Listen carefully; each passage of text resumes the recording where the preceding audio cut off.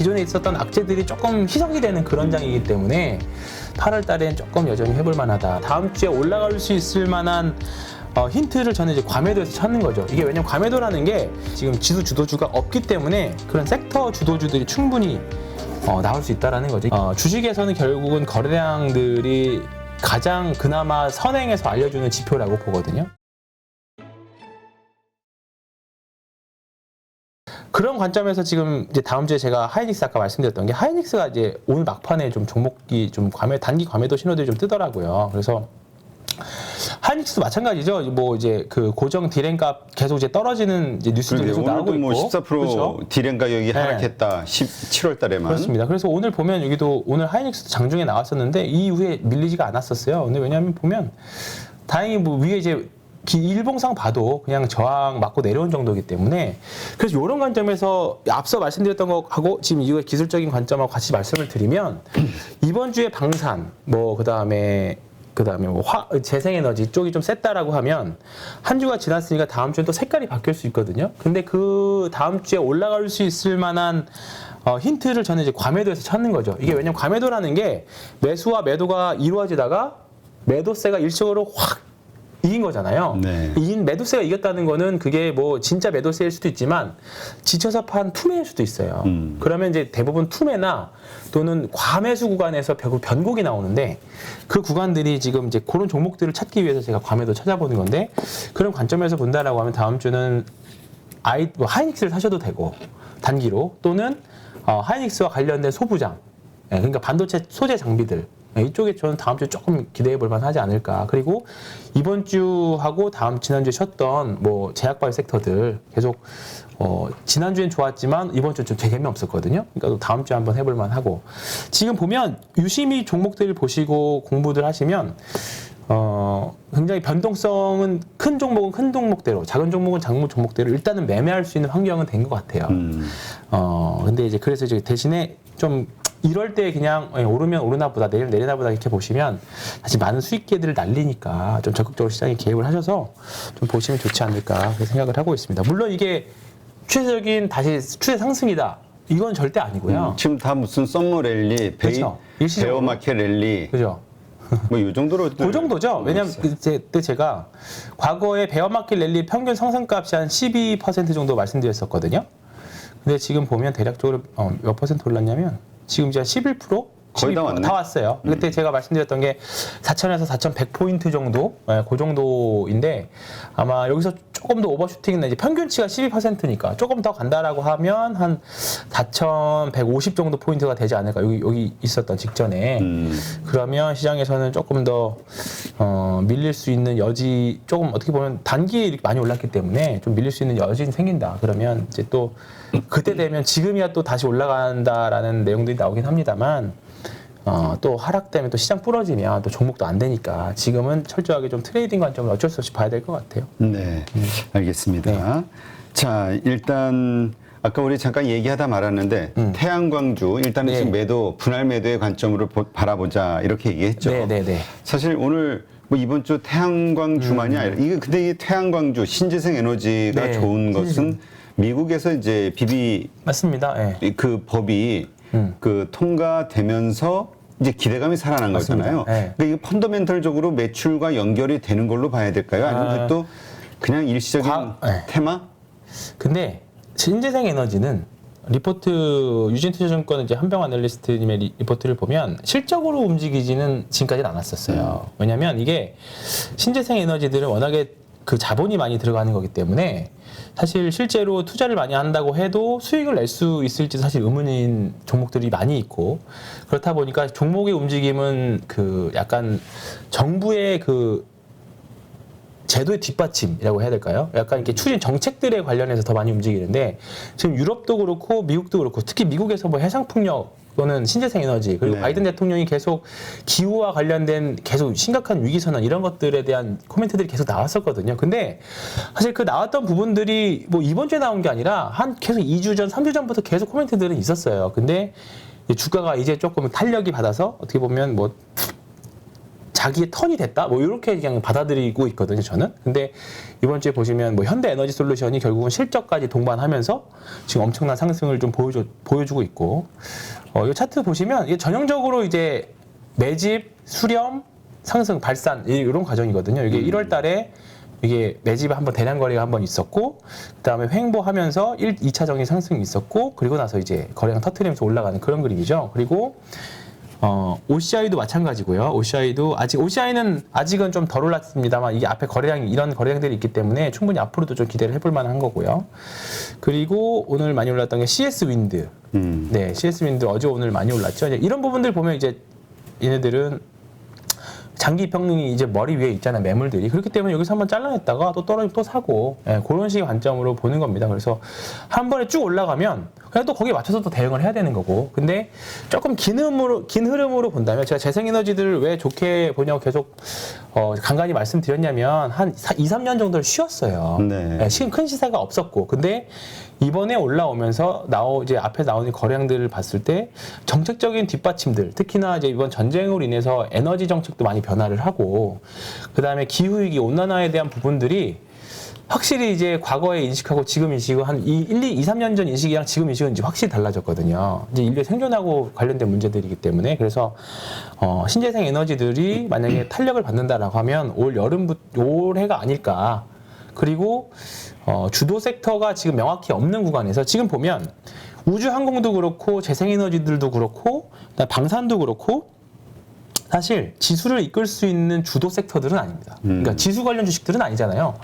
예를 들어서 뭐 하나에어로스페이스, 한국항공우주 얘네들이 상한가를 가더라도 지수를 엄청 끌어올릴 수 있는 종목들은 아니에요. 네. 그러니까 이제 지수 주도주까지는 아닌 거죠. 근데 대신에 지금 지수 주도주가 없기 때문에 그런 섹터 주도주들이 충분히 나올 수 있다라는 거죠. 이게 주도주의 개념을 어떻게 정의하느냐에 따라 달렸긴 한데 일단 지수를 이끌어갈 수 있는 주도주들이 지금은 없는 상태이다 보니까 섹터 쪽 또는 이제 종목에 집중을 하신다라고 하면 오히려 작년에 원웨이로 상승 또는 올해 원웨이로 하락 이럴 때보다 오히려 조금 매매하기는 사실 좀 편하실 것 같아요. 욕심을 좀만 줄인다라고 하면 충분히 변동성도 나오고 트레이딩도 할 수 있는 그런 장이 8월 달에는 조금 더 이어지지 않을까 그렇게 생각하고 있습니다. 근데 참 8월 아까도 얘기했지만 그 보통 베어마켓 랠리 하면은 어쨌든 지금 현재 우리가 많이 거의 네. 올라온 상황이니까 8월 달까지 좋아진다라는 거는 또 그만큼 이게 연장이 될 수 있다는 건데 참 헷갈려요. 네. 얼마나 더 오를 수 있을지. 근데 뭐 지금 미국 주식도 마찬가지지만 미국 주식도 실적 발표가 시간에서 막 떠버리고 지금 오늘 같은 경우에는 나스닥이 아까 장중에 1.3% 플러스 지금도 그 정도네. 지금 한 5시가 넘었는데. 이 아마존닷컴. 네, 그렇죠. 그러니까 지금 미국도 이번 주에 나스닥 4% 올랐을 때도 사실 몇 종목이 그냥 캐리해서 올려온 거기 때문에 그렇다 보니까 한국 주식시장이 다 올라간 건 아니고 선별적으로 올라간 거라고 봅니다. 근데 떨어질 때도 아마 이런 모습들이 나올 건데 분명히 떨어지는 날은 예를 들어서 우리나라가 미국 시장이 전날 많이 올랐는데 미국 시장이 많이 떨어졌어요. 근데 그 전날 우리나라 많이 올랐어. 그러면 우리나라가 올랐어도 쉬었던 종목들이 있을 거예요. 그러면 그 다음날 예를 들어서 그 전날 많이 오르고 다음날에 전날 많이 올랐던 종목들은 좀 쉬고 전날 쉬었던 종목들이 올라가는 그런 류의 패턴들, 그러니까 순환매, 종목 순환매 그럴 확률이 높습니다. 그래서 요즘은 조금 너무 과하게 오른다 싶으면 일단 정리하고 다시 밑에서 살려고 대기하고 그리고 대신에 사는 종목들은 좀 과하게 며칠 동안 밀렸던 종목들, 특히나 이제 분봉에서 좀 약간 심리적으로 과매도까지 나오는. 과매도 나왔다는 거는 그동안 사람들이 지쳐가지고 그냥 더 집어 던진다는 거거든요. 과매도는 그냥 차분한 하락은 그냥 매수와 매도와 그냥 균형을 이루면서 그냥 줄줄 흘러낼 수 있는데 아까 말씀드렸던 뭐 RSI가 됐든 스토캐스틱이 됐든 뭐 이렇게 과매도 신호가 나오는 종목들은 뭔가 홧김에 집어던지면서 나오는 쭉 빠지는 그런 느낌들이 좀 있어요. 근데 그런 종목들이 대부분 내가 팔면 오른 애가 되는 그런 종목들이 많거든요. 그래서 그런 종목들을 좀 잘 고르셔서 이번 주말간에 한번 특히 이제 정배열돼 있는 종목들 중에서 그런 종목들이 나온다라고 하면 충분히 매매할 수 있는 여지는 충분히 될 수 있을 거라고 봅니다. 네, 알겠습니다. 자, 한번 잘 참고하시고요. 일단 오늘 어쨌건 많은 그 개인 투자자들이 좀 좋았던 이유가 그동안 네이버, 카카오에 물린 분들이 정말 많았는데 오늘 상당히 센 모습으로 상승을 했어요, 반등을. 네이버도 거의 한 5% 가까이. 카카오도 3.3%. 네.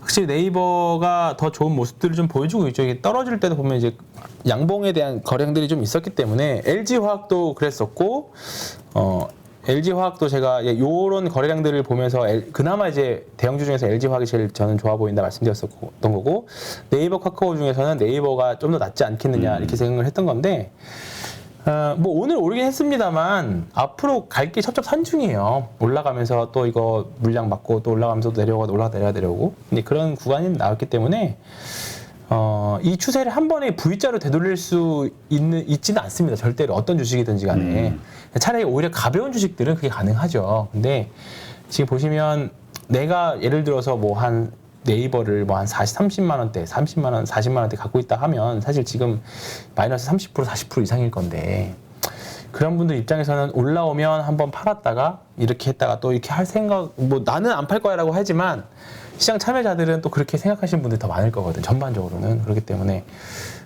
그리고 더군다나 이제 실적에 대한 불확실성이 계속 있는 구간이라서 당분간은 그렇게 되면 다들 현금화를 외치실 거예요. 근데 일단 지금은 뭐 오르긴 해서 좋긴 합니다만 이런 종목이 대표적으로 좀 줄였다가 또 떨어지면 또 다시 사고.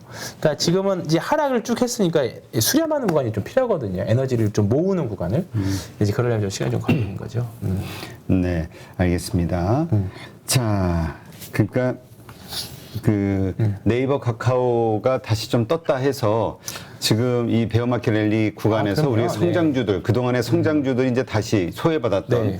오르는 거 아니야라는 기대감들, 네. 이거는 아직 좀 과하다. 그렇죠. 그러니까 오늘 뭐 JP모간인가에서 또 이제 국제금리 또 떨어졌다고 또 성장 좀 빨리 담아라 하는데 외국계 증권사도 이제 아실 거예요. 걔네들 뭘 이렇게 말을 빨리빨리 바꾸느냐. 걔 똑같습니다. 저희랑 뭐 다른 게 아니라 한국 증권사나 외국계 증권사나 항상 뭐 약간 좀 시차가 있기 때문에 그럴 수도 있기는 한데 어쨌든 결국 저는 거래량들을 보면서 돈을 쫓아가는 게 일단 맞다고 생각해요. 그러니까 뭐 돈을 벌기 위해서는 뭐 돈을 따라오게 해야 된다라고 하지만 그거는 약간 개념 좀 결이 좀 다른 얘기라고 보고 주식에서는 결국은 거래량들이 가장 그나마 선행해서 알려주는 지표라고 보거든요. 근데 이제 그런 종목들, 바닥에서 이제 거래량이 터지면서 나오는 종목들은 여전히 시장이 좀 부러지면, 근데 대부분의 종목, 대형주들은 그런 게 없습니다. 지금 현재.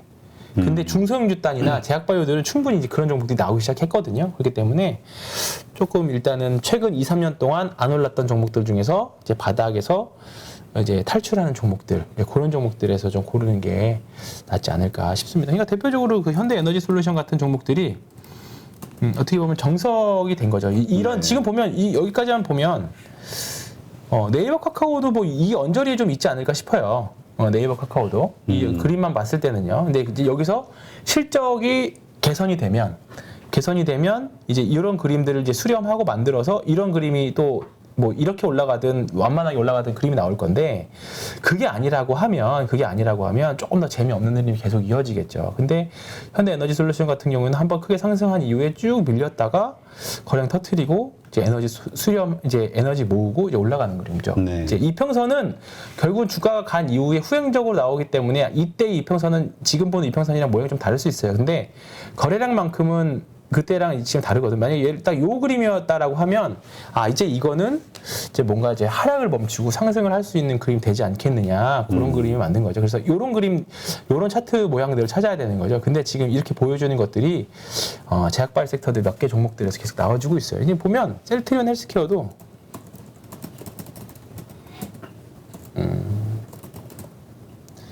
지금 아마 셀트리온의 모습이 좀 좋아지고 있다. 그렇죠. 이런 이런 얘기들이 거죠. 많아요. 이런 거죠. 여기 저는 이제 여기서 거래량만 한번 좀 나와주면 더 만족스러울 건데, 일단 지금은 뭔가 확신에 차서 뭔가 셀트리온을 더 사자, 요 그림은 아닌데, 대신에 이제 아직은 뭐 추세가 좋고 하니까 이게 좀 당겨서 보면 이제 여기 이런 게 있긴 합니다. 근데 뭔가 더 이제 크게 봤을 때 압도적으로 뭐 거래량이 한 1000만 주 이상 나오는, 100만 주 정도까지 나오는 뭐 그런 흐름만 나와준다라고 하면 그때부터는 조금 더 추세가 강화되지 않을까. 지금 보면 ST팜도 그렇고요. 그 다음에 SK 바이오팜, 그 다음에 뭐 한미약품. 아직은 뭐가 정확히 사자 그런 개념은 아니지만 한미약품 먼저 정별지수 먼저 올라가기 시작했죠. 그러니까 한미약품도 그렇고 대웅제약도 그렇고. 그러니까 지금 이 바이오주에 관련해서는 중해제약 그 호불호가 너무 많이 갈려가지고 네. 그걸 정말 위험한 투자라고 생각하고 주인들이 하기에는 너무나 이건 좀 그러지 그렇다. 않습니다. 그래서 이제 제약주들을 그래서 말씀드린 거죠. 그러니까 그런 생각하시는 분들은 이제 저런 매출이 되는 그죠. 셀트리온이 됐든 아니면 한미약품이나 뭐 이런 매출이 나오는 제약주들 가지고 그 가운데서 좀 아니 골라볼 그래서 수 있다. 대안을 제시해드린 게 삼성바이오로직스잖아요. 가장 큰 거. 삼성바이오로직스. 네, 삼성바이오로직스잖아요. 그래서 이제 삼성바이오로직스는 이제 오히려 이제 이 박스권을 뚫고 이제 올라가기 시작했어요. 그래서 이런 종목들 이제 삼반은 이번 주에 좀 좋았었기 때문에 저는 이제 가지고 계신 분들한테 좀 많이들 매도를 권유했어요. 일단은 다음 주는 좀 쉴 확률이 있지 않을까. 큰 대형주들은, 대형 제약주들은. 그래서 그러면 다시 조금 뭐 여기 한 60, 85만 원 이하 오면, 84만 원, 3만 원대 오면 분할을 또 사보자. 네, 그런 관점으로 일단은 그렇게 접근을 하고 있습니다. 네, 알겠습니다. 자, 이제 뭐 우리 조금 전에 했던 얘기인데 결국 어디까지 갈 것이냐. 네. 지금 이제 8부 능선을 넘었다. 그거는 모르죠, 사실. 네. 그러면 네. 이제 이 8부 능선 넘으면 이제 보통은 꺾어지거나 네. 조금 더 가다가 꺾어지거나. 그렇죠. 네, 여기서 이제 욕심 싸움입니다. 욕심 싸움. 지금 그냥 털고 그냥 관망할 것이냐, 네. 조금 더 수익을 내기 위해서 노력을 할 것이냐.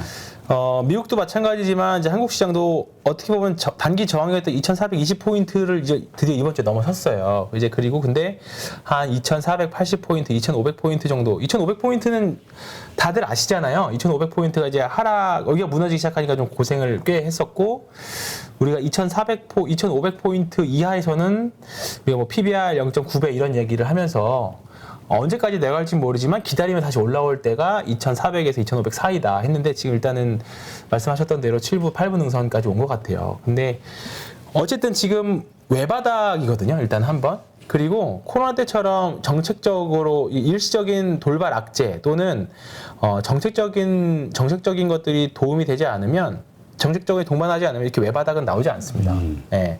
근데 지금은 일단 침체에 대한 이야기고, 그리고 아직 여전히 진행 중이고, 금리 인상 이슈는 여전히 있고, 뭐 이제 금리 인하 이야기가 이제 내년 상반기나 하반기 정도에는 충분히 그런 전망들이 나오고 있긴 합니다만, 그것조차도 사실 예상이 하긴 어렵거든요. 또 언제 어떻게 될지 모르기 때문에. 그러면 결국은 시장 참여자들은 결국은 쌍바닥을 만들어가는 그림을 쌍바닥이 만들어져야 조금 더 자신 있게 지를 것 같아요. 그래서 지르다기보다는 쌍바닥이 좀 만들어져야 뭔가 이제 바닥에 대한 확신이 그나마 조금 더 단단해지겠죠. 그래서 제가 2019년대 요때 말씀드리면서 요때 흐름과 2018년 말 요때 흐름하고 좀 비슷하게 말씀을 드리면서 이게 주봉으로 봐서 그렇지 이게 일봉으로 놓고 보면 요때거든요. 요때. 요런 그림까지도 한번 생각을 해볼 수 있다. 여전히. 그러면 요때도 한 석 달 걸렸거든. 석 달. 근데 그리고 한 번 더 바닥을 했었고 여기가 3번 정도 바닥을 찍었었으니까 그러면 그때와 지금보다 더 심하다라고 하면 사실 여기서 올라갔다 내려갔다 올라갔다 내려갔다. 그러니까 2,400 뭐 좀 러프하게 보면 2,300에서 2,500포인트 사이를 계속 좀 약간 오르락 내리락 하면서 조금 그 다지기를 좀 하지 않을까 싶습니다. 이제 문제는 여기를 뚫고 올라가려면 이제 수출이라던가 여러 가지 지표들이 좀 좋아져야 되는데 다음 주 월요일 날 이제 7월 달 수출이 나오거든요. 네. 근데 지금 어쨌든 이제 2주차까지 집계된 거 봤을 경우에는 여전히 요원합니다.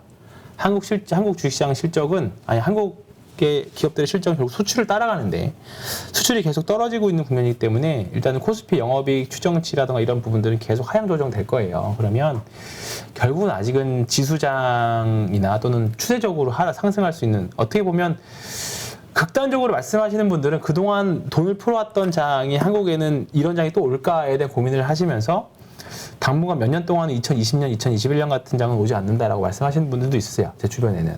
이제 그러면 이제 그분들은 이제 대형주보다는 단기 매매, 중소형주. 당분간은 계속 이게 중소형주가 됐든 대형주가 됐든 좀 약간 과매도 좀 많이 밀렸던 종목들 이제 좀 약간 바닥에서 사서 올라온 팔고 뭐 이런 정도 또는 섹터에 집중을 하신다거나 그런 쪽으로 접근해야지 원웨이로 2020년, 2021년 같은 상승은 사실 당분간 보기 어렵지 않을까. 예. 대신에 이렇게 생각하면 오히려 지수장에는 사실 종목들이 좀 어려우니까 그렇죠.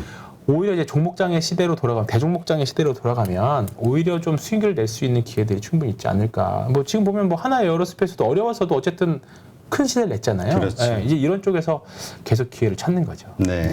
지금 뭐 얘기했지만 지금 순환매. 네, 엄청 근데 빠르죠. 너무 빠른 엄청 빠르죠. 순환매. 예. 그래가지고 뭐 요새 저희가 아침마다 방송에서 그 기관들의 수급 동향을 보면은 아 진짜 금방금방 사기도 없죠. 하고 또 팔기도 금방금방 네. 팔고. 그래서 의미가 없어요. 저는 그 투자자별 매매 동향을 지가 잘 보면서 매매하지 않는데 의미가 없습니다. 왜냐하면 그 보고 사서 들어왔는데 마감을 보니까 그날부터 팔기 시작한 종목들 꽤 그런 경험들 많으실 거예요. 그렇기 때문에 뭐 기관이 엄청 산다고 해서 주가가 올라가는 것도 아니고 판다고 해서 내려가는 것도 아니거든요. 다만 이제 최근 이번 주에 좀 공매도에 대한 제도 개선이 좀 이야기가 나왔었고, 네. 그리고 좀 이제 8월 달에는 악재가 나올 악재보다 기존에 있었던 악재들이 조금 희석이 되는 그런 장이기 때문에 8월 달엔 조금 여전히 해볼 만하다. 대신에 급한 거 따라갈 필요 없고 철저하게 음봉인 애들 분할 매수, 그리고 그냥 뭐 적당히 반등 나오면 적당히 매도, 이런 식의 매매. 그러니까 지금 보시면 딱 내가 산 지점이 저점이고 내가 판 게 고점이다, 이런 걸 생각하시면 주식시장에서 살아남기 너무 힘듭니다. 지금. 그러니까 지금 그 얘기는 결국은 지금 주가가 빠지고 있는 네. 주식, 그러니까 사람들에게서 관심을 못 받고 있는 그렇죠. 주식을 사서 그거 관심 받을 때 팔자는 얘기잖아요. 그렇죠. 그렇죠. 대신에 앞서서 뭐 이제 거래량이라던가 그다음에 너무 개별주는 안 돼요. 너무 잊혀진 거 있죠. 완전 특이한 섹터이면서 완전 시장에서 잊혀져 있는 종목들을 사면 그런 종목들은 결국은 이게 시장 참여자들이 다 똑같거든요. 일단은 시장의 참여자들이 다 비슷한 관심을 불러일으켜야 거래가 일어나는데 나만 좋게 생각하면 아무 의미 없습니다. 나만 그렇죠. 좋게 생각하면. 그러니까 누구나 투자에 대한 논리가 그 누구나 다 이 종목은 좋게 생각해야 돼요. 근데 그 종목을 너무 나의 논리로, 그러니까 그게 나의 논리와 베팅력이 합쳐졌을 때, 그리고 시장 참여자들까지 맞아주면 거기서 정말 큰 수익이 나는 건데, 그게 아니고 세 개 중에 하나만이라도 좀 모자라면 큰 수익 내기가 좀 어렵거든요. 그러니까 그런 부분들까지도 사실 좀 보셔야 되긴 할 겁니다. 네. 누구나 1시간 안에 200개 종목에서 좋은 종목을 고를 수 있는 그런 능력을 배양할 수 있도록 제가 도와드리려고 그렇게 하고 있습니다.